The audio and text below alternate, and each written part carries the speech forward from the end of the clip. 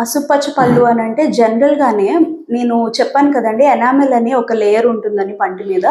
అది ట్రాన్స్‌ల్యూసెంట్ అండి. అంటే ట్రాన్స్‌పరెంట్‌గా ఉంటుంది ఆ లేయర్. సో, అది మనకి నేచురల్‌గానే మన ఇండియన్ టీత్ కొంచెం యెల్లోయిష్ షేడ్‌లో కనిపిస్తూ ఉంటాయి. అది కంప్లీట్‌లీ నేచురల్. కాకపోతే కొంతమందికి ఆ యెల్లోయిష్ షేడ్ ఇంకా డార్క్ అయ్యి ఇంకా యెల్లోయిష్‌గా కనిపిస్తూ ఉంటుంది.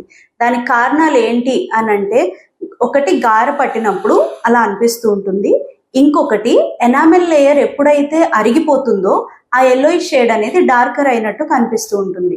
సో, దీనికి రెమెడీస్ ఏంటి అనంటే, ఒకవేళ గార వల్ల పళ్ళు పసుపచ్చగా అయితే, దానికి మనం క్లీనింగ్ అని ఒక ప్రొసీజర్ చేస్తాము. ఆ క్లీనింగ్ చేసిన తర్వాత టీత్ కలర్ అనేది మారుతూ ఉందండి.